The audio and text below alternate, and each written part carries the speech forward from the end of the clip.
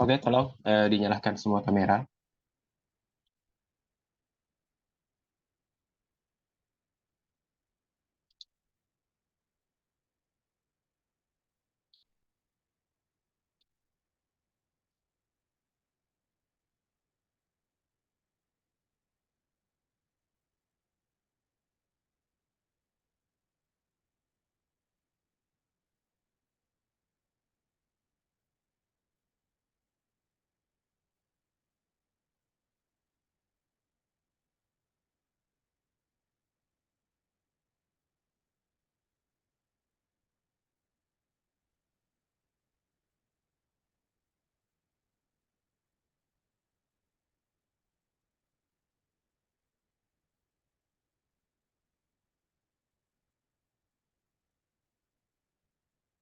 Nah, jadi selamat pagi, Taruna Taruni, masuk ke pertemuan ketiga pada mata kuliah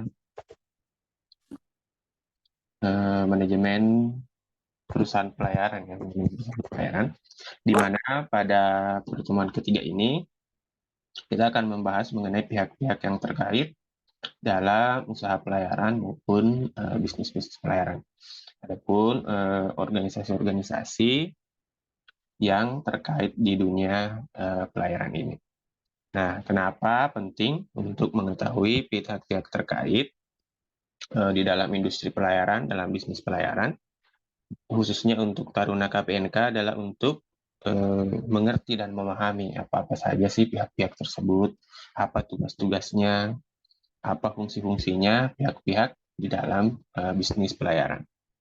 Nah, kemudian manfaat selanjutnya dari pembahasan ini adalah pikiran taruna-taruni, khususnya KPNK ini bisa terbuka, di mana nanti bisa muncul ide-ide, misalnya nanti setelah selesai kuliah, setelah proses perkuliahan selesai sudah mendapat ijazah, nanti ada semacam pilihan-pilihan akan melanjutkan karir di mana misalnya, akan bekerja di mana, akan mendaftar di mana, sesuai dengan bidang keilmuannya maupun sesuai dengan minatnya.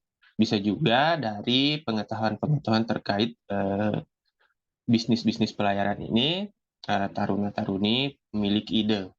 Mungkin setelah di sini tidak jadi pegawai, tidak jadi karyawan, akan tetapi memiliki bisnis tersendiri, memiliki usaha tersendiri yang mungkin terinspirasi dari bisnis-bisnis pelayaran maupun mungkin ide-ide lain yang muncul dari proses pembelajaran. Nah, kemudian nanti ketika taruna mengerti mengenai pihak-pihak dalam bisnis pelayaran ini, maka saat terjun ke dunia kerja sesungguhnya, taruna sudah memiliki sedikit pemahaman, memiliki dasar pemahaman bahwa kantor ini tugasnya seperti ini, bisnis ini tugasnya seperti ini, pihak ini tugasnya seperti ini. Jadi sudah ada dasar pemahaman terkait pihak-pihak yang ada di dalam bisnis pelayaran.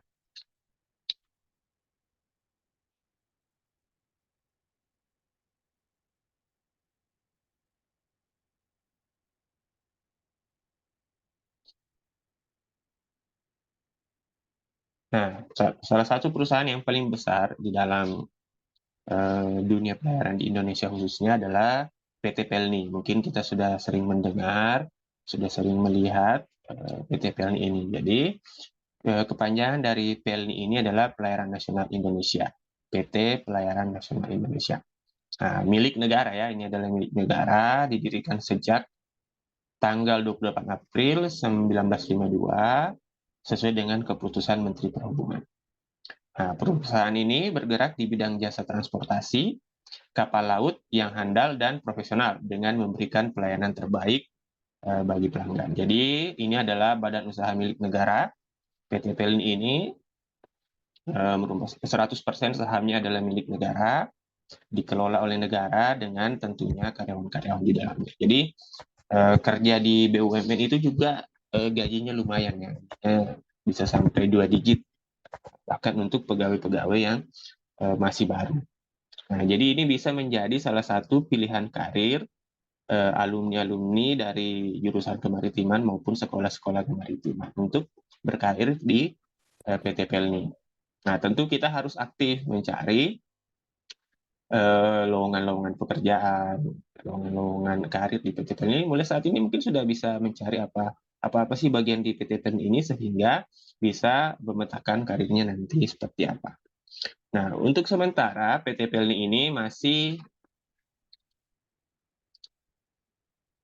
melayani rute-rute domestik ya, rute-rute domestik atau rute-rute dalam negeri.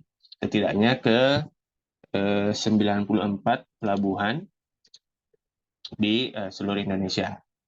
Nah, dulu mungkin di zaman saya pertama mengenal PT PLN itu masih dianggap sebuah perusahaan pelayaran yang cukup semeraut karena tingkat keamanan, tingkat kebersihan kapal-kapal PLN ini cenderung diabaikan. Jadi kadang banyak pencopet, kebersihan banyak tikus, banyak kecoa. Jadi beberapa tahun terakhir mulai direformasi, PT PLN ini mulai membenahi kapal-kapalnya, mulai memberikan pelayanan-pelayanan terbaik agar pengguna kapal ini bisa merasakan kualitas pelayanan yang cukup memuaskan. Jadi dulu di zaman-zaman dulu itu kalau naik kapal PLN itu ya cenderung kumuh dan kotor, bahkan tidak aman ya.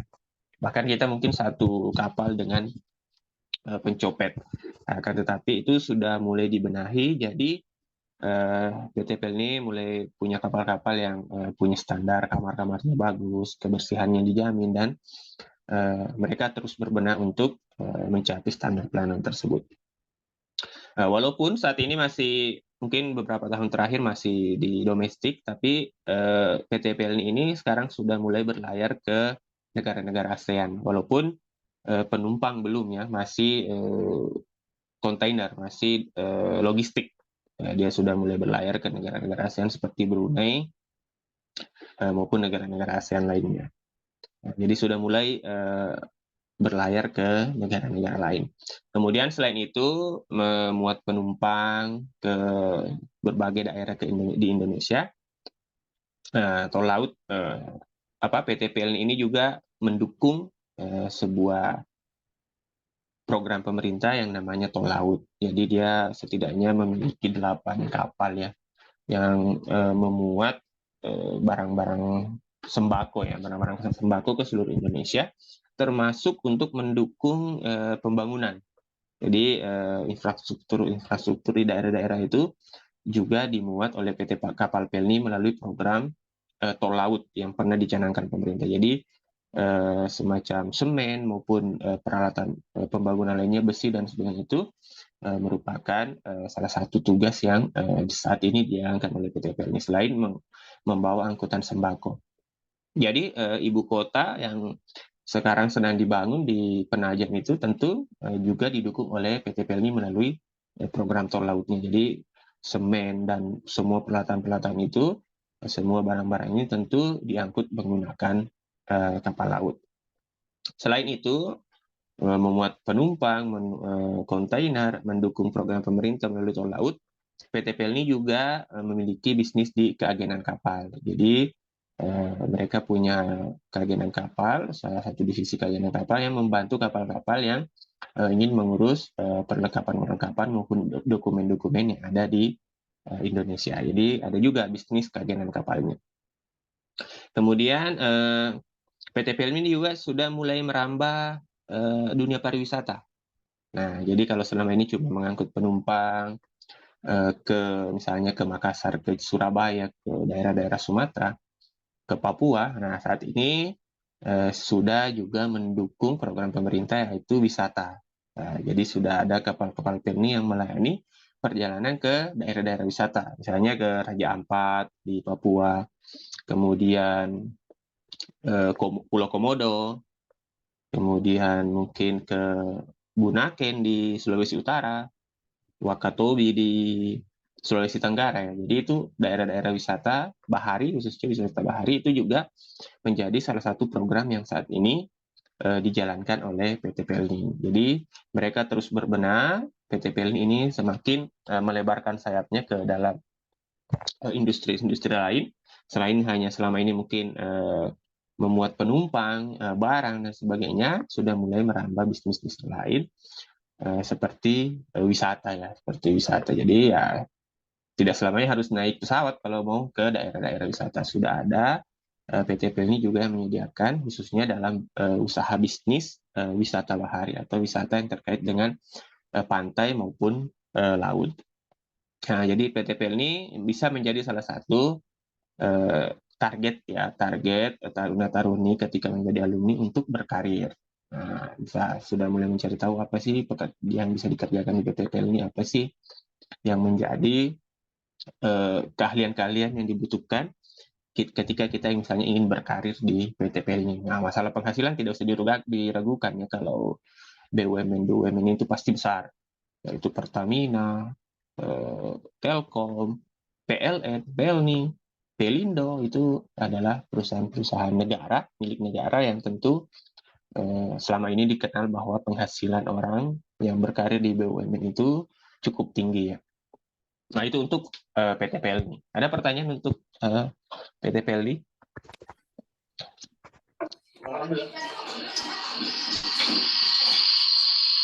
Silakan. Kalau ada pertanyaan. Siap, tidak ada, Pak. Oke, kita lanjut ke pihak selanjutnya, ada yang disebut PT Pelindo. Nah, kepanjangan dari Pelindo ini adalah Pelabuhan Indonesia. Nah, ini juga BUMN milik negara, bisa juga menjadi salah satu pilihan jenjang karir taruna-taruni atau alumni dari sekolah-sekolah pelayaran maupun sekolah-sekolah maritim.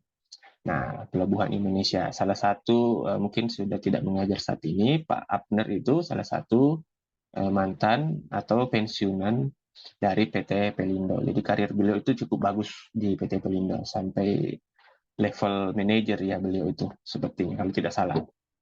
Nah, PT Pelindo ini kepanjangannya adalah Pelabuhan Indonesia. Awalnya merupakan empat perusahaan, Pelindo 1, Pelindo 2, Pelindo 3, yang mengelola bisnis ya, mengelola khusus bisnis di pelabuhan. Nah, jadi dia digabungkan dari 4 Pelindo, itu kalau tidak salah ada Pelindo di Surabaya dulu, kemudian di Medan ada, di Aceh ada, kemudian di Makassar. Jadi 4 Pelindo yang digabung menjadi satu.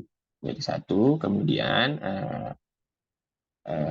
bersinergi untuk menjalankan bisnis dari dunia pelabuhan di Indonesia. Nah, jadi melayani jasa kepelabuhanan dan logistik ya di dunia di bisnis, khusus di bisnis ya. PT Pelindo ini mengelola bisnis di pelabuhan, sama ya, milik negara ya. Kemudian termasuk layanan peti kemas juga diurusi oleh PT Pelindo. Nah, jadi awalnya sejarahnya ini, awalnya dia 8 perusahaan. Namanya Perusahaan Negara Pelabuhan, itu di tahun 1960, mulai dari Perusahaan Negara Pelabuhan 1 sampai 8. Jadi awalnya 8, kemudian berubah menjadi perusahaan umum 1 sampai 8. Kemudian 2012 jadi Pelindo 1 sampai 4. Nah, itu yang ada di Aceh, di Medan, di Surabaya, dan Makassar. Ya, jadi 2012 itu ya dijadikan 4, kemudian 2021 digabung menjadi satu saja. Jadi menjadi satu Pelindo saja. Jadi yang menjadi kantor pusatnya itu kalau tidak salah adalah Pelindo 2. Pelindo 2 di mana ya? Pelindo 2 itu di Surabaya kalau tidak salah. Pelindo 2 yang menjadi kantor pusat Pelindo. Awalnya ada di Medan, ada di Aceh, ada di Makassar, ada di Surabaya. Pemerintah mencoba memergernya, menggabungnya, mungkin faktor finansial juga, karena kalau dia jadi 4, tentu 4 juga direkturnya kan, 4 juga direkturnya termasuk perangkat-perangkat di bawahnya. Jadi kalau dia dijadikan 1, ya direkturnya cuma 1, perangkat-perangkatnya juga semakin diperkecil. Jadi biaya operasional khususnya untuk gaji dan tunjangan karyawan itu bisa diperkecil. Itu kalau dunia pelabuhannya, jadi dia Pelindo 1, Pelindo 2, sampai Pelindo 4, kemudian mulai tahun 2012 menjadi PT Pelindo saja, disingkat Pelindo. Jadi semua itu Pelindo 1 sampai Pelindo 4 itu digabung di Pelindo 2 menjadi satu perusahaan disebut sebagai Pelindo. Nah, diikuti oleh perubahan anggaran dasar dan logo perusahaan. Nah, itu kalau sejarah Pelindo. Nah, tentu sama dengan Pelni tadi, gaji karyawan, gaji pegawai di sini juga cukup tinggi karena sama-sama merupakan BUMN, 100% sahamnya dimiliki pemerintah melalui Kementerian BUMN ya. Jadi bisa juga menjadi salah satu jenjang karir, atau sudah mulai dicari-cari sekarang peluang karir di PT Pelindo itu seperti apa. Orang KPNK menjadi bagian apa misalnya di Pelindo dan sebagainya. Itu sudah bisa mulai sekarang dicari. Nah, itu kalau Pelindo ya. Kalau di dunia penerbangan, namanya PT Angkasa Pura. Nah, itu yang mengelola bandara. Nah, kalau pelabuhan dikelola oleh PT Pelindo. Kalau Angkasa Pura itu ada 2, Angkasa Pura 1, Angkasa Pura 2. Jadi Angkasa Pura 1 itu untuk mengurusi bandara-bandara di wilayah Indonesia Barat. Kemudian PT Angkasa Pura 2 melayani bandara-bandara di wilayah Indonesia Timur. Nah, kalau Pelindo ini dulunya 4, masing-masing memiliki sekitar 5-10 pelabuhan yang mereka urusi. Sekarang itu digabung menjadi satu perusahaan saja, akan tetapi tetap mengkoordinir semua pelabuhan-pelabuhan yang ada di Indonesia. Ada pertanyaan kalau terkait PT Pelindo?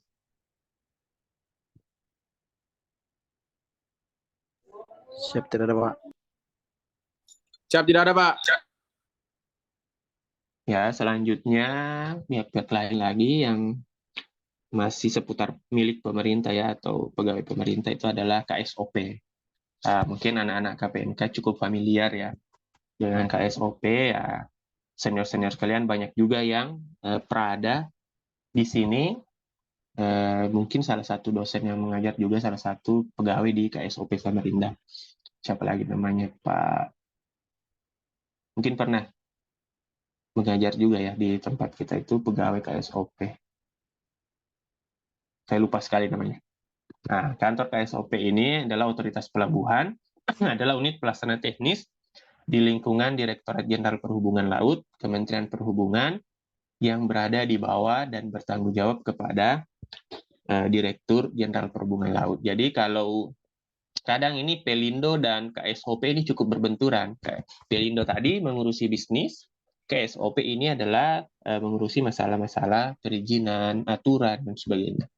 Nah, jadi kadang memang ada benturan-benturan antara Pelindo dan KSOP, kan, tetapi sebenarnya fungsinya berbeda. Pelindo itu mengurusi bisnis, KSOP ini mengurusi pemerintahan. Kemudian status Pelindo itu BUMN ya, perusahaan milik pemerintah. Kalau KSOP ini adalah kantor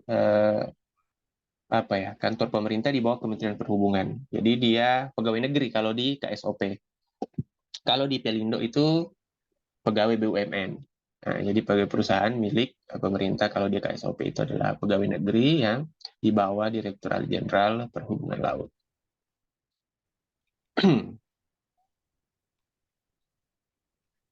Jadi KSOP itu penegak aturan, Pelindo itu adalah yang menjalankan bisnis. Nah, kemudian di bawah dijelaskan tugas KSOP adalah mempunyai tugas melaksanakan pengawasan dan penegakan hukum di bidang keselamatan dan keamanan pelayaran.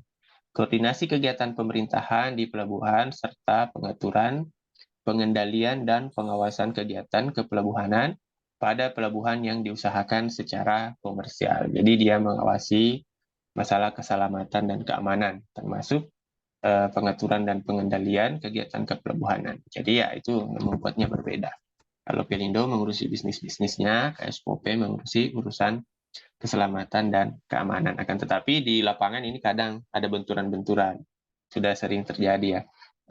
Mungkin KSOP meminta perizinannya seperti apa, Pelindo mengatakan bahwa ini urusan bisnis dan sebagainya. Akan tetapi tentu sudah memiliki tugas dan fungsi masing-masing. Jadi sehingga tentu benturan-benturan antara kepentingan Pelindo dan KSOP ini bisa diminimalisir tentunya ketika orang-orang di dalamnya mengerti tugas dan fungsinya masing-masing. Kemudian, nah ini fungsi KSOP. Ada cukup banyak ya fungsi KSOP. Yang pertama, pelaksanaan pengawasan dan pemenuhan kelayak lautan kapal, sertifikasi kapal, pencegahan pencemaran dari kapal, dan penetapan status hukum kapal. Nah, jadi mengawasi apakah kapal itu masih layak, memeriksa sertifikatnya, termasuk penetapan status hukum kapal. Pelaksanaan pemeriksaan manajemen keselamatan kapal, jadi termasuk mereview, mengevaluasi misalnya kalau kapal penumpang sekocinya seperti apa, apakah sudah memenuhi syarat, apakah pelampungnya sekian dan sebagainya. Yang ketiga adalah pelaksanaan pengawasan keselamatan dan keamanan pelayaran terkait dengan kegiatan bongkar muat barang berbahaya, barang khusus, limbah bahan berbahaya, dan beracun, termasuk pengisian bahan bakar, ketertiban embarkasi dan debarkasi, penumpang, pembangunan fasilitas pelabuhan, pengerukan dan reklamasi, layak layar dan kepelautan, tertib lalu lintas kapal di perairan, dan alur pelayaran, pemanduan dan penundaan kapal, serta penerbitan surat persetujuan berlayar. Jadi perizinan-perizinan, termasuk masalah bongkar muat, barang berbahaya itu juga termasuk dalam fungsi dan pengawasan KSOP, termasuk saat kapal ingin berlayar tentu mengurus dulu surat persetujuan berlayar. Kemudian selanjutnya adalah pelaksanaan pemeriksaan kecelakaan kapal, pencegahan dan pemadam kebakaran di perairan pelabuhan, penanganan musibah di laut, pelaksanaan perlindungan lingkungan maritim, dan penegakan hukum di bidang keselamatan dan keamanan pelayaran.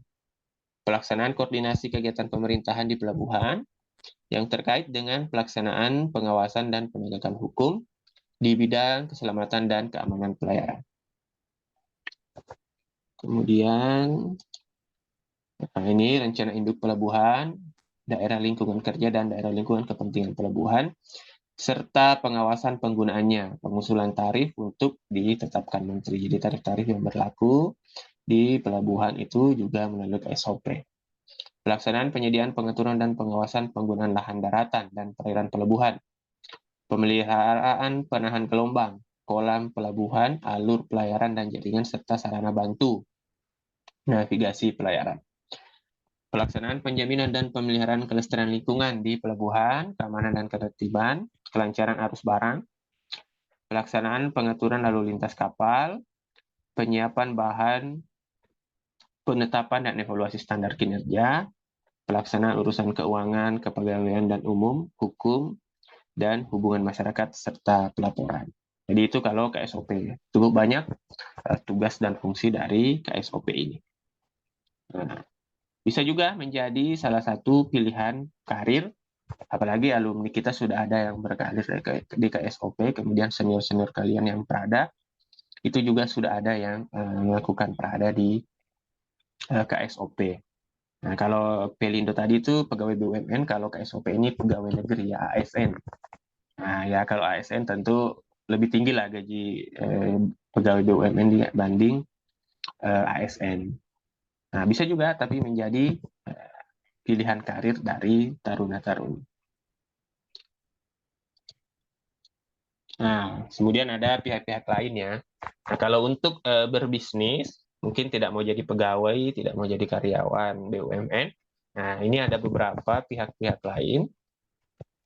di dalam bisnis pelayaran. Ada shipper, pengirim barang, ada konsigne, pemilik barang, pengangkut barang, ekspedisi. Dari jenis pihak-pihak ini tentu taruna-taruni bisa berpeluang memiliki bisnis. Kalau misalnya ingin memiliki bisnis sendiri, tidak mau menjadi karyawan ataupun pegawai. Nah, salah satu yang menarik, pernah ada perbincangan dengan teman-teman dosen bahwa peluang untuk menjadikan buruh di pelabuhan itu memiliki aplikasi ya, seperti Gojek, Grab itu ternyata masih terbuka. Mungkin sudah ada, tapi belum familiar. Jadi misalnya begini, penumpang datang di sebuah pelabuhan, dia memang sudah memesan melalui aplikasi ya, melalui aplikasi bahwa dia butuh buruh sekian orang, biayanya sekian, itu sudah muncul semua di aplikasi. Itu seperti penggunaan ojek online ya, maupun Grab, maupun aplikasi-aplikasi lain yang serupa. Jadi ada peluang juga di sana mengaplikasikan, membuat aplikasi di mana penumpang kapal sudah bisa memesan buruh, berapa orang misalnya, berat barang, berapa jumlah barang yang akan diangkat, berapa biayanya dan sebagainya melalui aplikasi. Nah, itu termasuk peluang-peluangnya, peluang-peluang bisnis. Jika saja memang taruna-taruni ini tidak punya keinginan untuk berkarir sebagai karyawan maupun pegawai. Jadi bisa terbuka peluang-peluang bisnisnya.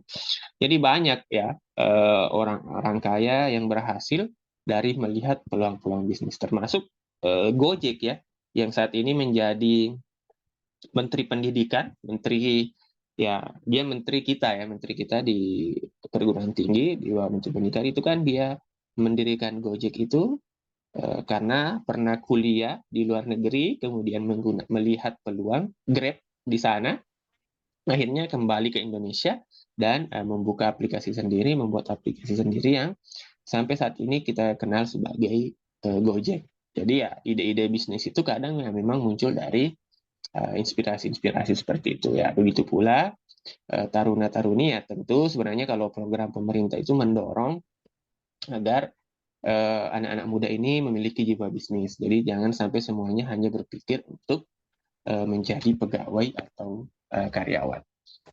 Sampai di sini ada pertanyaan? Siap tidak ada, Pak. Nah, jadi untuk tugas hari ini tolong dilengkapi catatannya yang tadi terkait dengan pihak-pihak dalam dunia bisnis pelayaran, mulai dari PT Pelni, PT Pelindo, kemudian KSOP, sampai dengan pihak-pihak di sini tolong dicari sebagai tugas, kemudian dilengkapi di catatannya. Jadi shipper itu apa, konsignor itu apa, carrier itu apa, forwarder itu apa, pergudangan itu apa, CFS itu apa, CY itu apa, stevedoring itu apa, FF itu apa. Cukup jelas ya. Jadi untuk pertemuan ketiga ini tugasnya adalah mencari pengertian. Siap, jelas, Pak. Jadi tetap dilengkapi juga catatan yang tadi, ditambah dengan melengkapi catatan terkait pihak-pihak di bawah ini, pihak-pihak shipper dan seterusnya sampai ke bawah. Ada pertanyaan sampai di sini?